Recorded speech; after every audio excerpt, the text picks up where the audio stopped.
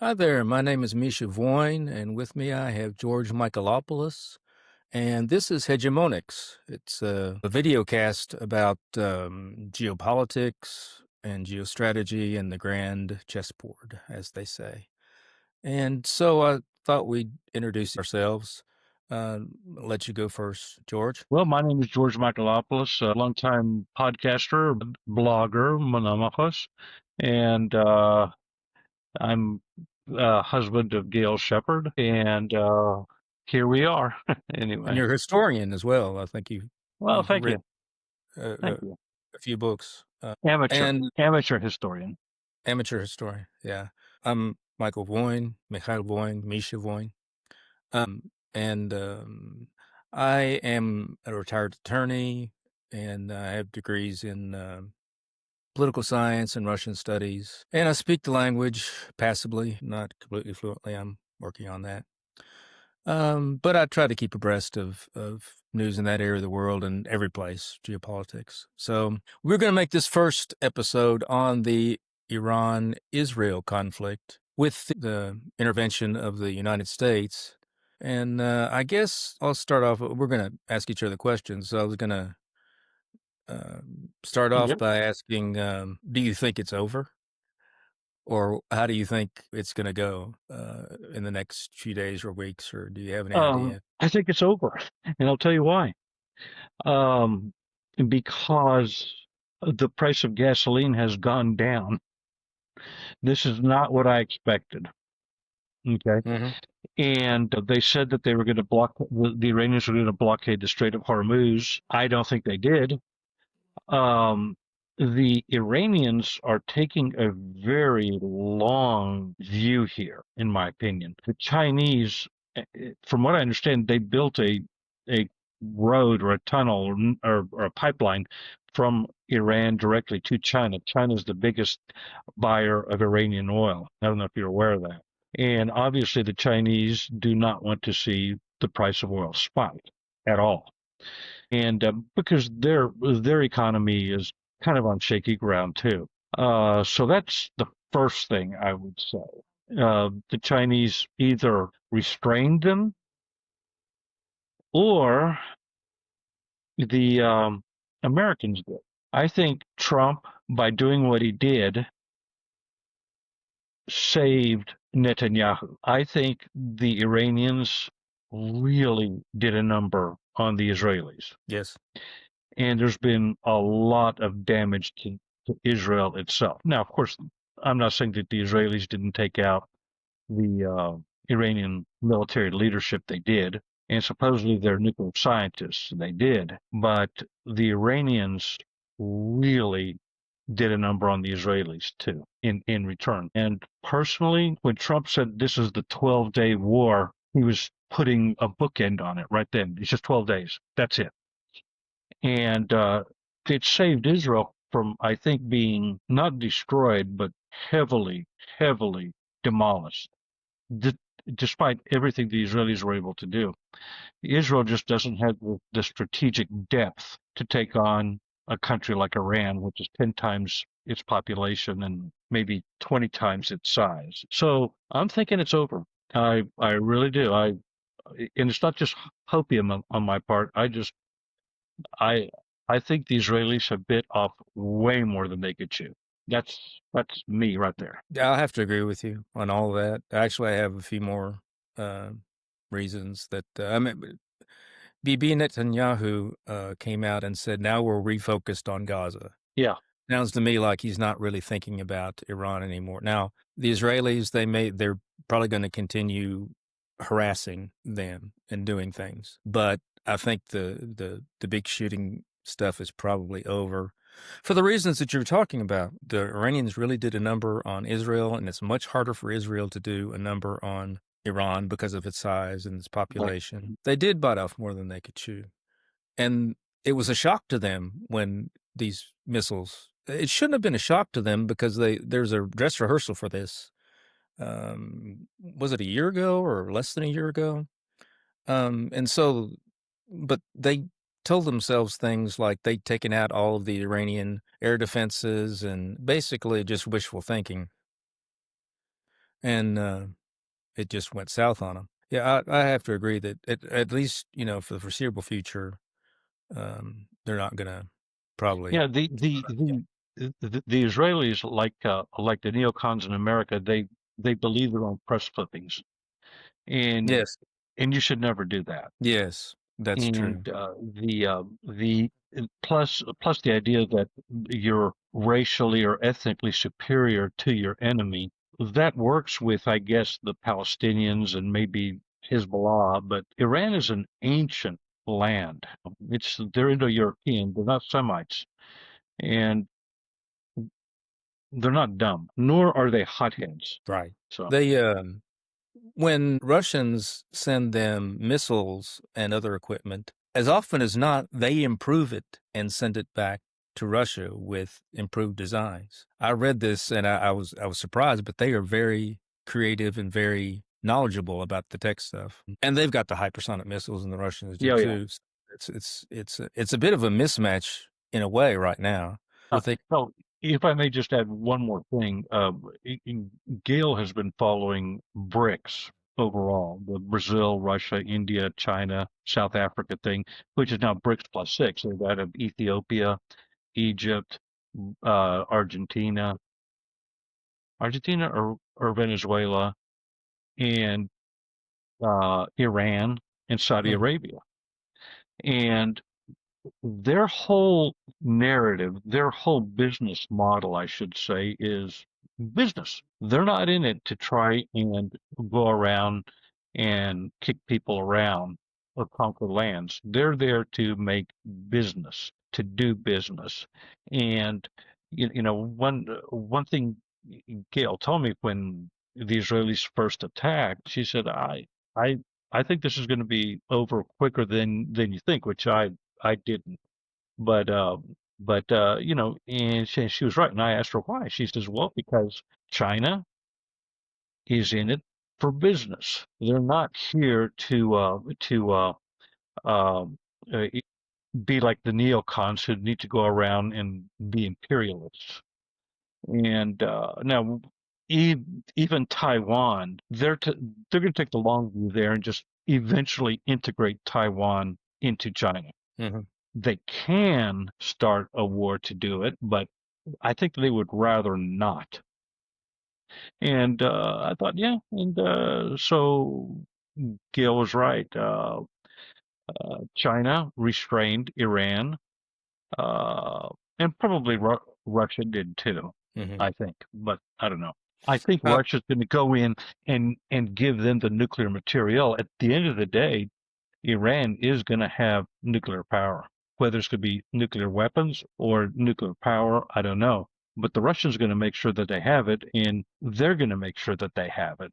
With the Iranians, because nobody would ever attempt to do something like this again. yeah, I don't think that there was ever a question that they were going to continue with the nuclear power. Yeah. They never said that they were going to give it up, and the Russians were keeping personnel at Boucher Oh and yeah. other installations, and just daring the West Mhm. to come in and do something. Uh, It nuclear program, I'm sorry. as far as weapons, this should spur it if they have any sense. I mean, Yeah. there's, Right. and I don't. There are people out there who are adamant about non-proliferation. I think probably if they got it, the Saudis and the Turks would get it, and I Oh don't yeah. think it would go a lot further than that necessarily. Well, and the wild card is that the Pakistanis said that they would give it because they do have a nuclear weapon.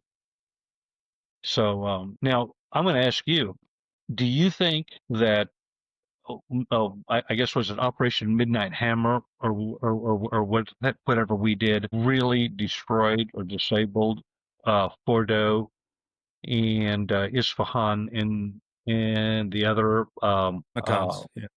nuclear site? No, I don't think they hit anything to speak of. You don't think so? Okay. What happened was they sent 6, I think I've got this right, 6 B-2s over, Uh-huh. 2 Fordo, and then 2 to, Natanz, Uh-huh. and the rest of it was Tomahawk strikes from, submarines Okay. to Natanz and Esfahan. Okay. Now, with that being said, we don't actually know whether the B-2s ended up over any of these sites or not. Um, the strikes themselves could be or could not be. And I've heard people, Simplicius has called it into question. Armchair Warlord Yeah. on X called it into question whether that's and they're pretty reliable people. Um, but at the same time, even if they sent the B-2s and even if they had the GBU 57s, I don't think that they could have gone down far enough. The first thing is the GBU 57, the bunker busters, Huh. they will penetrate a little less than 20 meters through reinforced concrete. They'll go 65 meters through ground, just plain Uh-huh. ground. Now, they say they dropped these things, 6 of them down vents. Right. And I'm going to put up a graphic here. And I sent you 2 graphics. Yeah, I noticed that. I saw that. One was from General Dan Raisin Kane, um, and it has, and I'll put it up for the viewers now. It has 2 ventilation shafts that look like tridents that have 3 going down, and then it merges into 1 and goes down. Mhm. And the impression that Kane gave was that the bottom part of the trident leads directly straight down into this facility that they're using to enrich uranium. That's not rational. I don't think they would have done that. And Ted Postal, who is a physicist professor at MIT, who's Mhm. been on shows lately, has said, no, uh, no, it's not plausible that they went in and got it. And here's why. Possibly, if they dropped it right down the center and it was underneath this trident shape or one of these trident shapes, Mhm. maybe there's a possibility. But what they really and he was like 99% certain did, and I'm putting up the other graph on there now, the one that he actually used in explaining this. Um, they would have a dog leg at the bottom of that, which would lead off to one side and then into the enrichment facility. Mhm. That makes much more sense because the ventilation shafts were on the sides of the mountain, and so you would put the actual enrichment facility directly under the mountain if you want to Mhm. protect. And so this shaft, this dogleg shaft, would go into it. That it's over the side under the mountain. Now, what people won't tell you is that mountain is 960 meters tall. Wow. I didn't know that. And that apparatus, which looks like it's just, it's huge in those diagrams, Mhm. that's not the scale. The Mhm. apparatus is 100 meters.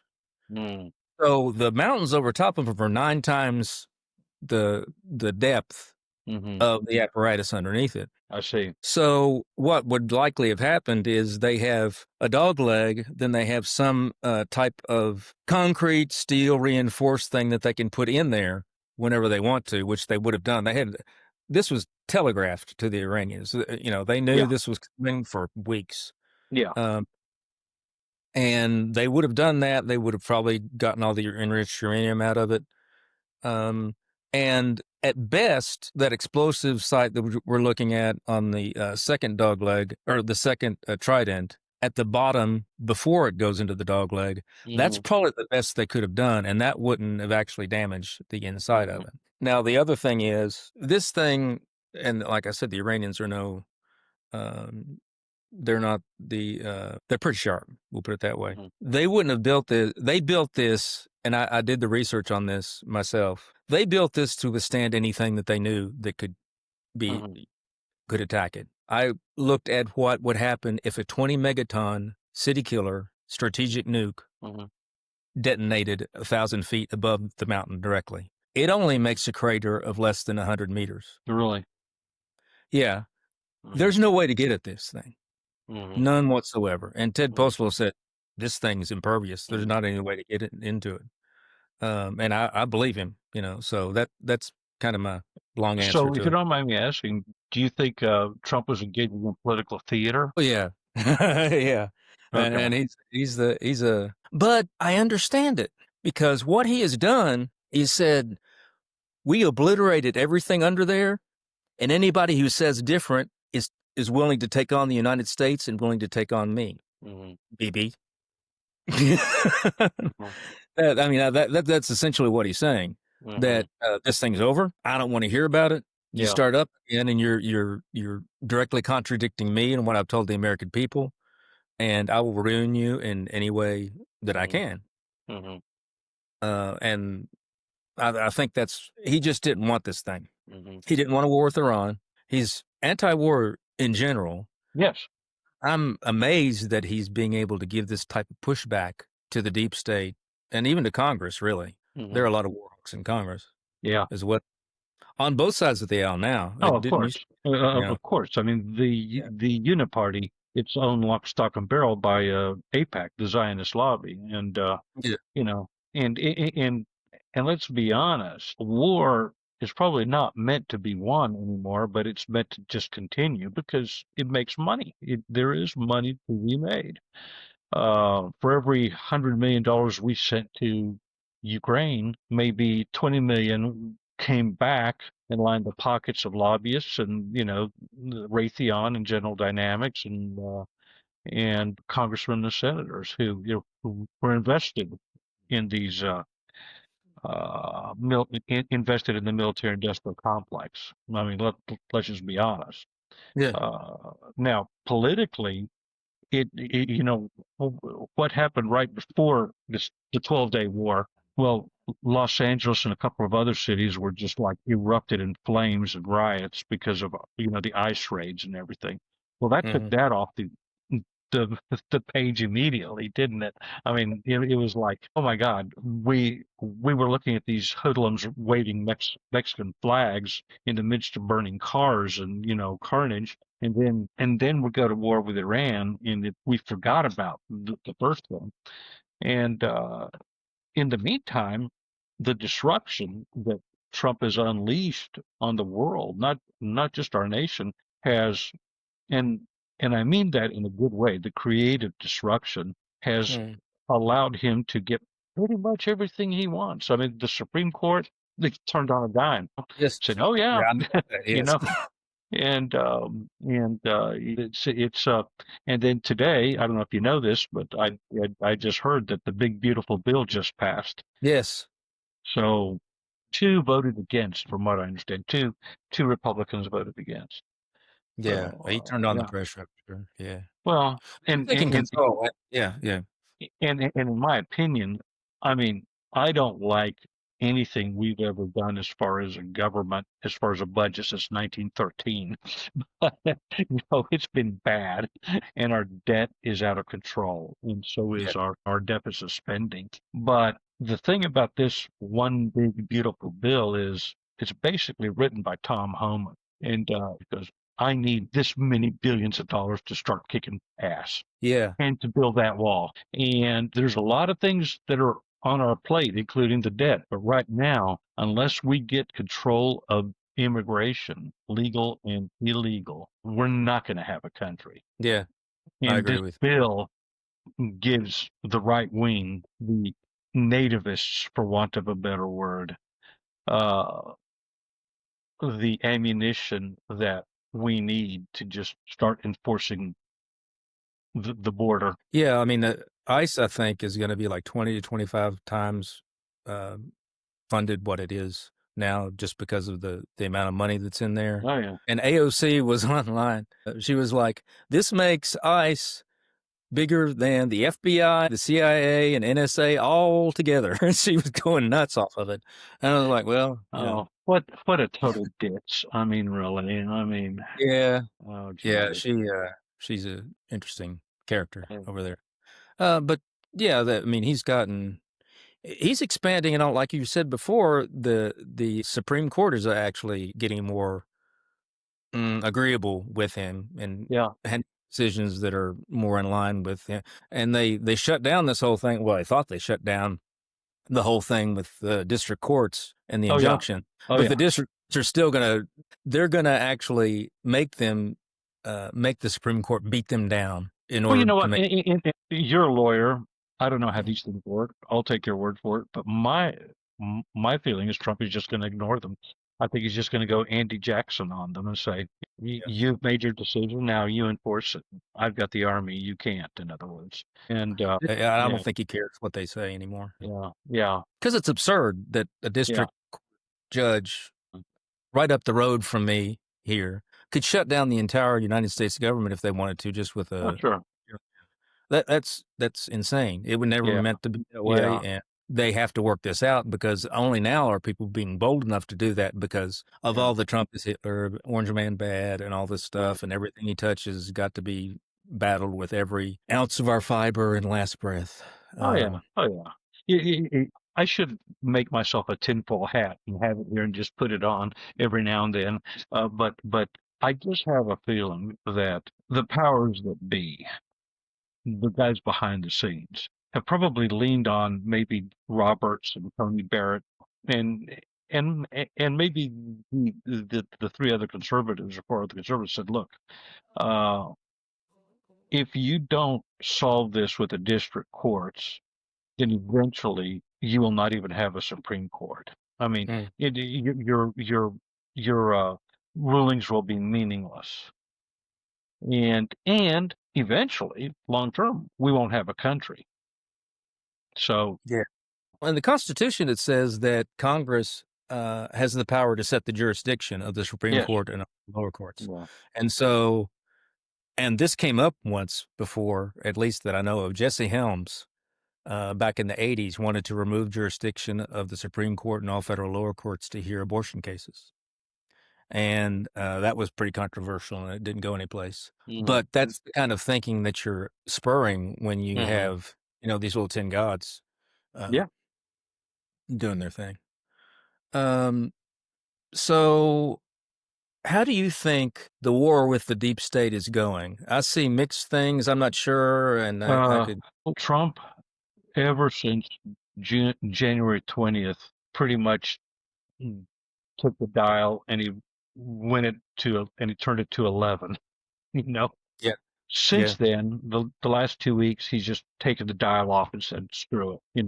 We're um uh, I know there's a lot of black pill alt-righters out there who think that, oh, he's not succeeding or anything like that, and I'm thinking, no, you guys just do not see the big picture here. I think I think I think his battle against the deep state is coming along, probably not as fast as I'd like, but I'm going to put my cards on the table. Um, two years ago, I was talking with a friend, and we were talking about the United States, and things are really bad economically, and Biden was running this country into the ground, and yada yada yada. Um, I was talking. I'm in the health field, and I know how bad we are in health wise as a nation. And I told this guy, this friend, he said, "Oh, we're just going to keep on going downhill. They're not going to allow Trump to be president." And I said, "Well, I don't know what's going to happen, but I got to tell you, if we continue to go downhill." And Biden is wins re-election, or again, Trump is forbidden from winning another election, which I do believe he won 2020. I do Then, too. then America's over with. And he said, "Well, yeah, I see that." I said, "No, you don't understand. If and this was before Gaza. I said there's only one country on earth that's keeping Israel afloat, and that's the United States." And that was like 5 months before Gaza. Hmm. And then after Gaza erupted, and I talked to this friend about 6, 8 months later. I said, and Israel was turning into a pariah and was not winning the war. I said, Trump will win because whether America has a future or not, it's it's not going to have a future un, under Biden. And if we don't have a future, then Israel will be kaput. Mm. So that's my That- long Yeah, term tinfoil hat that makes more conspiracy than theory. I understand what you're saying, and that does make sense. You never know with the United States. I've wondered whether it was going to descend into civil war, or there going to be secessions, or what was going to happen. Because there's no real. The only lines that you can really draw here are urban and rural, Yeah. and that's mostly in the blue states. So I'm not sure what even that would look like. But I think with Trump back, and with the exposure of the Democratic Party as being really like 20% of the population, with Hmm. lots of fanfare over top of it, Hmm. and NGOs and everything just stomping on that side of the scale to Hmm. make them more than what they are. Um, I think Trump has a better than 50-50 chance of really sidelining the Democratic Party for the foreseeable Oh yeah, future. yeah, yeah. Well, I agree. And the Democrats are making their own goals like you wouldn't believe. It's just, I mean, yeah, Do you think he's going to? Well, I think we've answered that. I was going to ask, do you think he's going to deport all the illegals or just the violent ones? But I think the big beautiful bill probably answered that question for yeah, us because yeah. he's a yeah. Well, there's a lot Uh, of self deportations going on already, and oh yeah, and and for 2 straight months now, May and June, there have been no border crossings. yeah, yeah, which is amazing. Yeah, I guess we could talk about Ukraine for a minute. Yeah, Uh, I'm pretty sure that the Russians are done listening to anybody else and are going to move yeah. forward all the way as far as they need to go. They keep saying take 4 plus Crimea and take the deal and denazify and demilitarize. Hmm. And you need to take that deal because it's not going to get any better than that.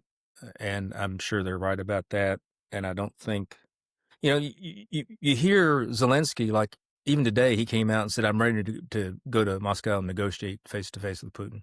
Putin doesn't want to Well, see him. okay, fine. Well, yesterday, the United States announced, and this was all over, that all military shipments have stopped. Yeah. Yeah. That's not there are no coincidences. Yeah, no coincidence. Yeah, yeah, Yeah. yeah. But it'll be interesting to see what happens in the next few days or weeks because Mm. you've got this strange dynamic in Kiev where Zelensky's backed by these Banderist characters who Mhm. are neo Nazis and also by the CIA, which I don't think is completely on a leash yet. No, And no. um, We've got problems with the deep state still. You yeah, know. yeah. No, I know that. I'm not naive. Right, right, yeah, yeah. And he's if anybody is caught between a rock and a hard place, I see Zelensky because I'm sure his wife is saying, "We got to go. It's time to Yeah, go. This is yeah. not." There's our mansion in Miami. Let's go. Yeah, Yeah. because the longer he stays there and the more he talks about negotiating with Russia, Mhm. the more likely it is that the Banderas will get rid of him and do Yeah, something else. yeah. They're that And let's not crazy. forget, he's Jewish. So Yeah, they're yeah. They they're got the perfect. Yeah, yeah yeah, they're not going to cry any tears for taking him out. yeah. I think, and I said this wrote this on Monomachos years ago that right before the conflict, that I thought that the Russians at most would probably take what's called Novorossiya, and Hmm. then and through the southern coast all the way over Hmm. Odessa to connect with Transnistria. They don't seem like, and I don't see how they can stop if nobody is going to come to the negotiating table. They don't think Zelensky's qualified. They keep Hmm. saying, "You need to have an election, first of all, so we have Hmm. somebody that we can talk to." Maybe they could talk to the head of the parliament, but, Yeah. but Zelensky's not Mhm. going to renounce power because of the people behind him. Yeah. And so I've thought, and I've said this online for a while, this stuff about negotiation, Putin is sincere about it up to a point. Up to a point. Yeah. He's willing to talk Mhm. with people, Uh-huh. and he's willing to make basically the same offer, Uh-huh. over and over again, and it's just gonna get worse the longer they hold out. But he knows that Zelensky's never gonna to take that, and he knows that it'd be very difficult for, they and he wants, Putin wants treaties, and you're not gonna get it would be very difficult to get a treaty through the United States Senate that says that Eastern Ukraine is now Russian. That would, I'd like to see that trick if that ever Yeah. happened. So Yeah. I'm not sure that he has any choice but to take No. over about half the state and then put somebody else in as a vassal in the other part. Maybe let Romania and Hungary and Poland bite off chunks of the West Right. and Right. leave it at that and say, Yeah. you know, I Well, told you so. I, I don't know if you saw, but I just found out that Zelensky stripped Metropolitan Onufry of his Ukrainian citizenship. Terrible, terrible Yeah. uh, move on many Yeah. levels. On many levels. He's Yeah. tempting God, and he's Yeah. going to lose. It's Yeah. just making it worse. Yeah. Yeah. So Well, is that anyway, we covered it pretty much? all righty. Enjoyed it.